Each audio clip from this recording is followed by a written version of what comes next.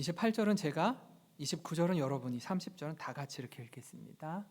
수고하고 무거운 짐진 자들아 다 내게로 오라. 내가 너희를 쉬게 하리라. 하고 겸손하니 나의 멍에를 메고 내게 배우라. 그리하면 너희 마음이 쉼을 얻으리니. 다 같이요. 이는 내 멍에는 쉽고 내 짐은 가벼움이라 하시니라. 아멘. 사랑하는 성도 여러분, 여러분에게 한 가지 질문을 드리겠습니다. 한번 마음속으로 곰곰이 생각해 보시기 바랍니다. 지금까지 만났던 많은 선생님들 계시는데요, 혹시 그 가운데 가장 기억에 남는, 그리고 또 가장 인상적이었던 선생님, 그분 누구십니까? 이 질문에 답하기 전에 제가 두 문장을 한번 더 말씀드릴 텐데 한번 들어보시기 바랍니다. 선생님이 여러분을 잘 가르쳤기 때문에 기억에 남나요? 아니면 여러분에게 진심으로 대해준 분이어서 기억에 남으십니까? 아마 좋은 교사, 기억에 남는 선생님은 가르치는 것도 너무 중요하지만 무엇보다 한 사람 한 사람을 인격적으로 존중해주고 사랑으로 대해주신 분일 겁니다. 교사주일을 맞이해서 예배하는 이 시간, 우리가 믿고 따르는 예수님, 우리의 영원한 스승 되신 예수님의 말씀을 통해서 예수님의 성품을 닮아가는 그리스도인으로 사는 저와 여러분이 되기를 소망합니다. 오늘 말씀에 보면 여기도 나와 있지만 수고하고 무거운 짐진 자들아 다 내게로 오라 이렇게 부르십니다. 우리를 부르시는데 수고하고 무거운 짐진 자라고 이렇게 부릅니다. 예수님 우리를 부르실 때 우리의 반응에 대해서 우리가 말씀을 좀 나누려고 합니다. 그 첫 번째 반응은 뭐냐면 부르시는 예수님께 나아가는 겁니다. 우리의 모습을 어떻게 표현하는가 하면 수고하고 무거운 짐진 자들아 이렇게 표현합니다. 이 수고하고의 원뜻을 살펴보니까 이렇습니다. 지치도록 힘이 들다, 힘을 다해서 약해지다 라는 의미를 담고 있습니다. 하나님의 일을 섬기면서 또 세상에서 열심히 살아가면서 지치고 힘겨운, 그래서 아무것도 할 수 없는 상태, 그런 상태에 있는 자를 수고하는 사람이라고 일컫습니다. 이어서 무거운 짐진 자들아 이렇게 부르시는데요, 당시 이 의미는 바리새인과 서기관들이 율법주의의 짐에 억눌린 자들, 그들이 지은 율법주의의 짐에 억눌린 자들을 가리킵니다. 그러니까 하나님 말씀을 잘 지키기 위해서 500개가 넘는 또 다른 곁가지의 법들을 세워가지고 이것까지 완벽히 지켜야 너희가 완전해지고 구원받을 수 있다라는 더 큰 짐을 지우는 겁니다.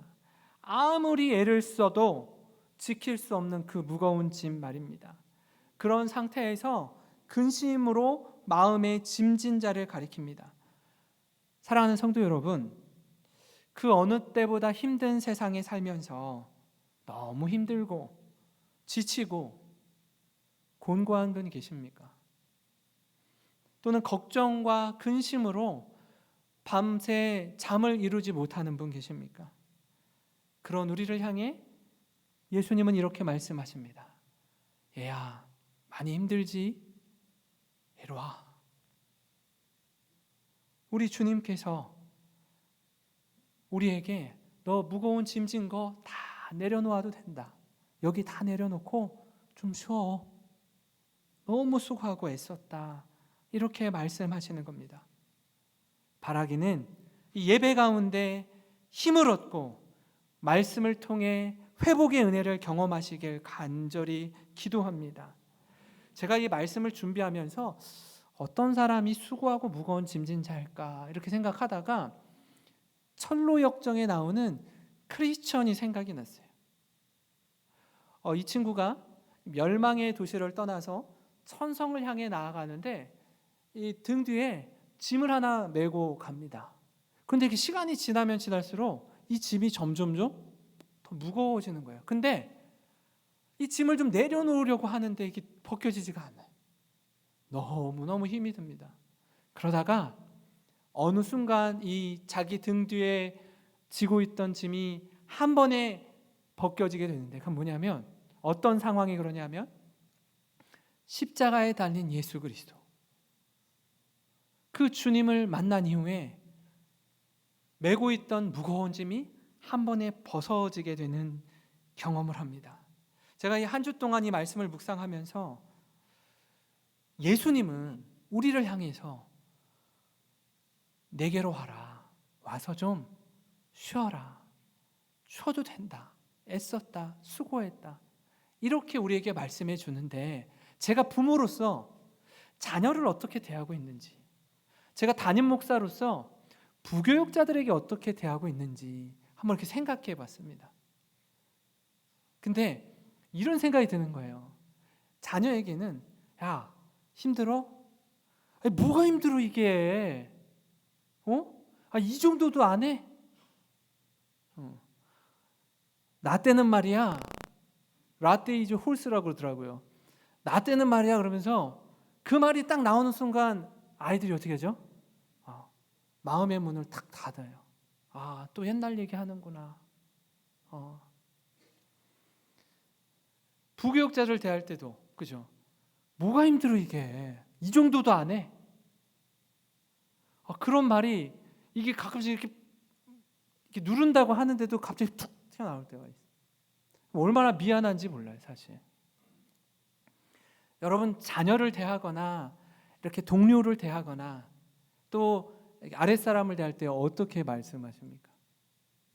이 이야기를 하는 순간 대화가 단절됩니다. 예수님의 마음을 품으셨으면 좋겠어요. 그래서 누구야, 많이 힘들구나, 그래 지치지? 좀 쉬어, 좀 자. 부하 직원에게는 누구씨 힘들죠? 우리 같이 차나 한잔 할까요? 그래, 얼마나 힘들어요. 저도 그때 되게 어렵더라고요. 그런 시간이 있어요. 그런 시간이. 그러면서 좀 마음을 다독여주고 이렇게 힘이 나게 해주면 얼마나 그 공동체가, 그 가정이 힘을 얻겠습니까? 우리가 할 수 있는 건 뭐예요? 예수님이 수고하고 무거운 짐진 자들아 내게로 오라 라고 할 때 가면 되는 거예요. 주님께로 나아가면 되는 겁니다.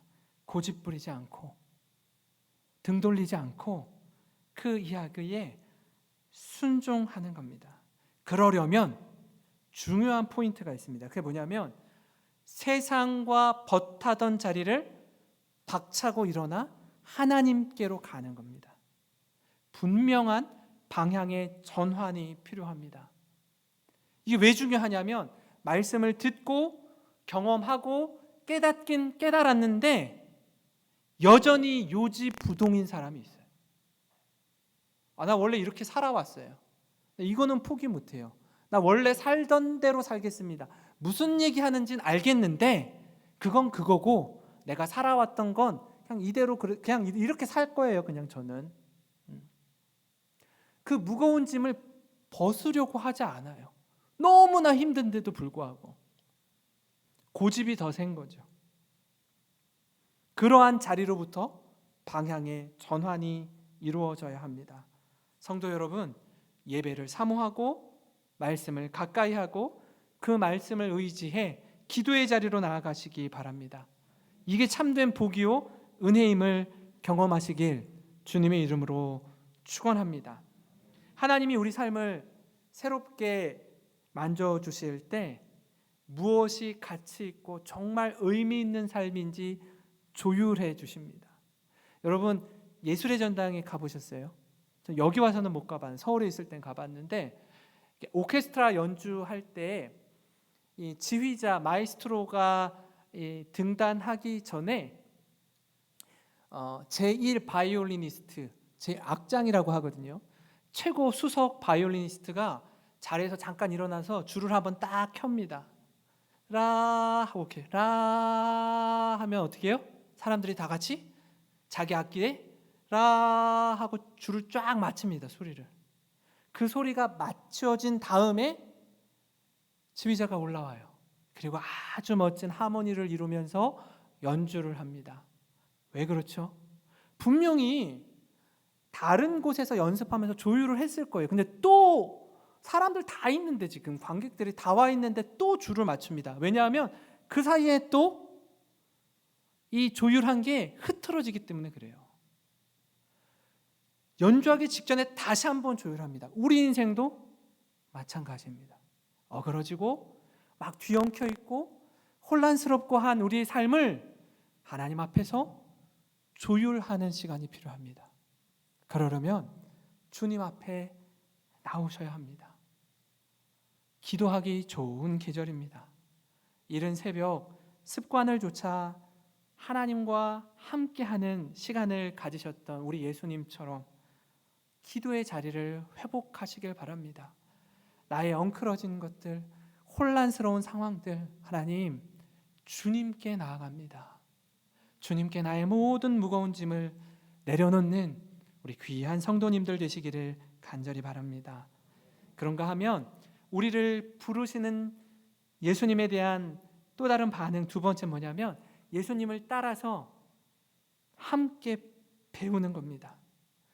우리를 일컬어 아까 철로역정에 말씀드린 것처럼 크리스천이라고 합니다. 그리스도인이라고 해요.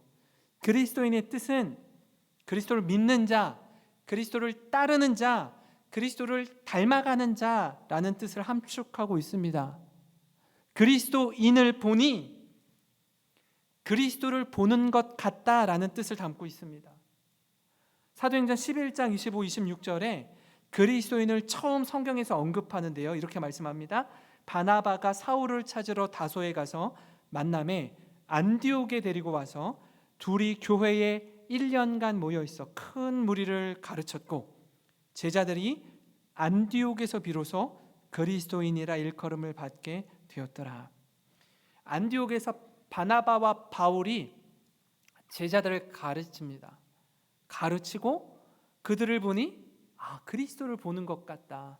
예수님 이미 부활 승천하셨지만 이 제자들의 모습을 보니 예수님 보는 것 같다라는 뜻을 갖고 있는 아주 귀한 단어입니다. 29절 오늘 성경 말씀에 보시면요. 나는 마음이 온유하고 겸손하니 나의 멍에를 메고 내게 배우라. 그리하면 너희 마음이 쉼을 얻으리니.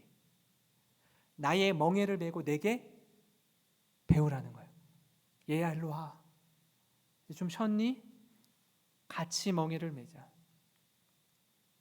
소가 두 마리가 한 쌍이 돼서 어미소와 새끼 소가 밭을 갈 때 멍에를 메고 같이 가는 거예요.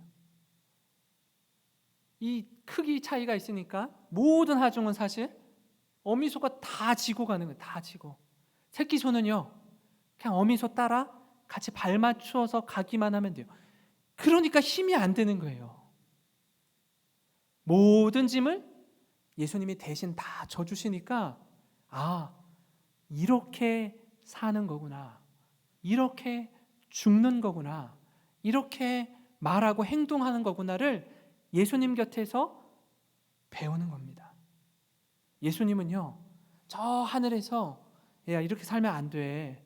이러니까 고생하잖아. 내가 이렇게 말했지. 이러는 분이 아니세요. 친히 육신을 입고 이 땅에 오셔서 어떻게 살아야 되는지, 어떻게 말해야 되는지, 생각해야 되는지를 친히 가르쳐 주시는 분이세요. 히브리서 4장 15절에 이렇게 예수님에 대해서 설명하는데요. 우리에게 있는 대제사장은 우리의 연약함을 동정하지 못하시리가 아니요 모든 일에 우리와 똑같이 시험을 받으신 이로되 죄는 없으시니라. 육신을 입고 오셔서 우리와 똑같이 시험을 받으신 이로되 죄는 없는 분이라고 말씀합니다. 우리 고통과 번민을 누구보다 예수님이 잘 알고 계셔요. 그래서 아까 말씀드린 것처럼 얘야 힘들지? 와서 쉬어라. 네 마음 다 안다. 이렇게 등 두드려 주시고 다독여 주시는 분이 예수님이라는 겁니다. 그분의 온유하고 겸손하신 마음, 그 성품을 예수님과 함께 멍에를 메고 배우는 겁니다. 사랑하는 성도 여러분, 여러분 어떻습니까?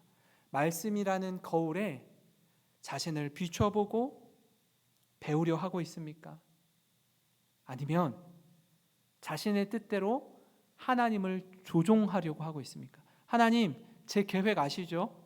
제 뜻대로 이렇게 도와주셔야 돼요.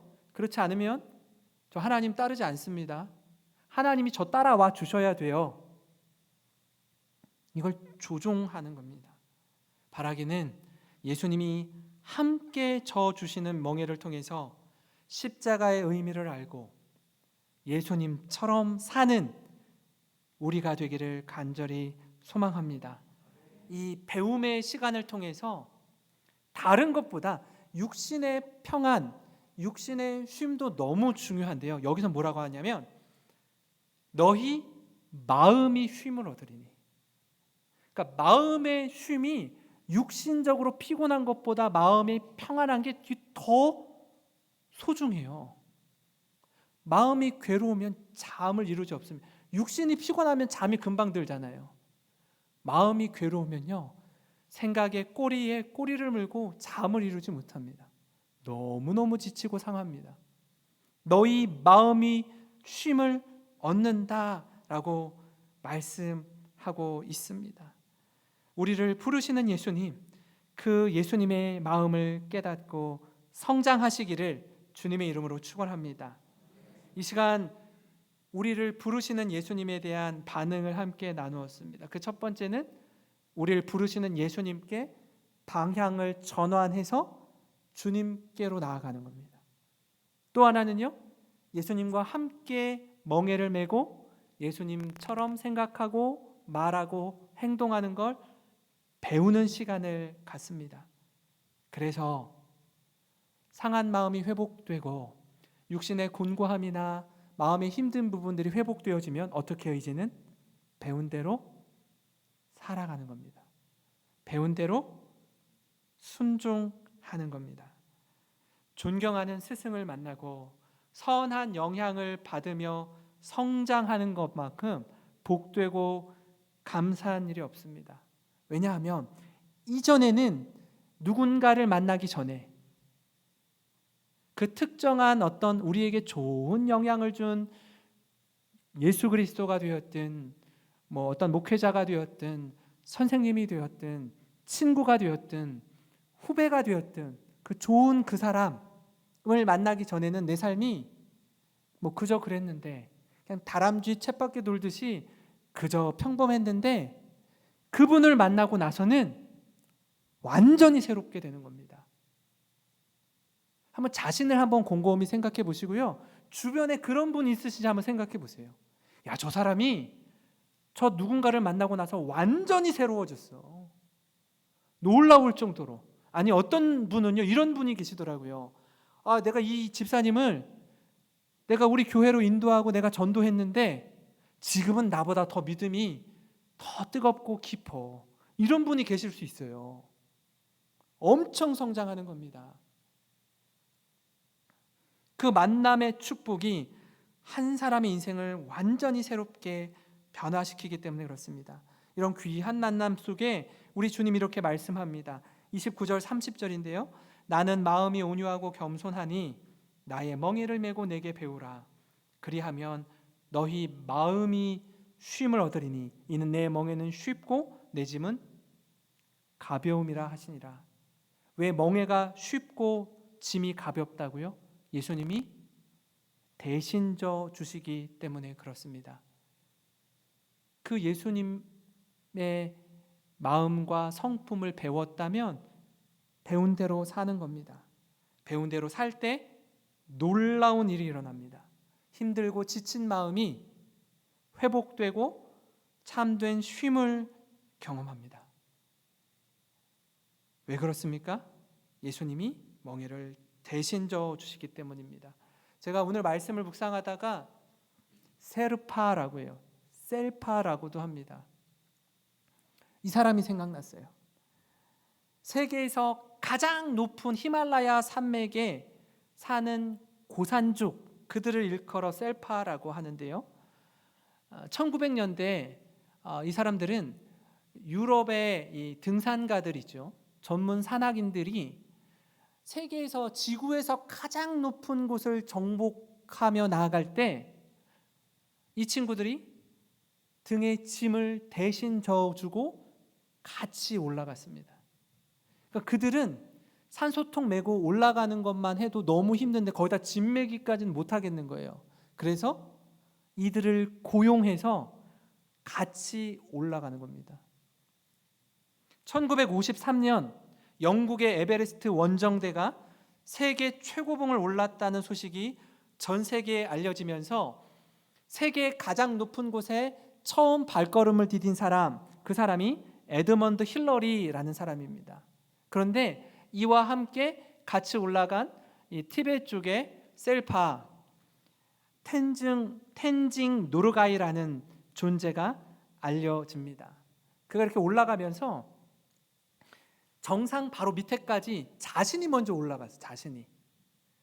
근데 이 아까 에드먼드 힐러리라는 사람에게 가장 높은 곳에 먼저 발을 디딜 수 있는 기회를 그가 주었습니다. 자신 30분 먼저 올라갔는데 그곳을 딛지 않고 기다리고 있다가 다시 먼저 올라가시라고 이렇게 배려해 줬어요.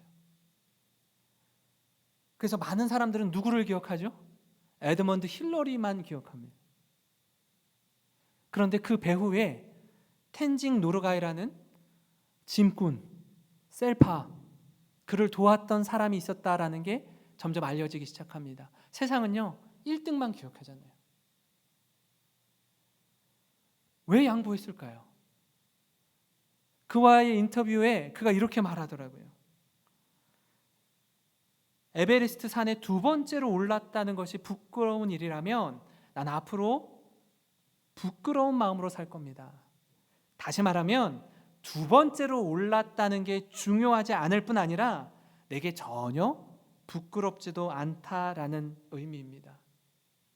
나중에 아까 뒤에 사진 하나 보셨잖아요. 이 사진을 누가 찍어줬냐 하면 이 사진의 주인공은 텐징 노르가이예요.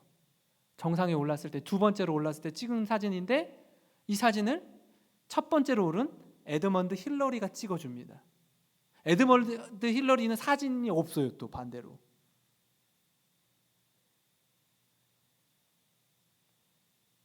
둘이 얼마나 서로 배려하고 사랑하고 엄청난 우정을 갖고 평생의 동역자로 친구로 지냈다라고 합니다. 사랑하는 성도 여러분, 우리의 짐을 대신 져주시는 예수님을 따라 살며 예수님께 배운 그대로 순종하는 우리가 되기를 간절히 소망합니다. 은혜를 받으셨잖아요. 하나님의 크신 사랑을 받았잖아요.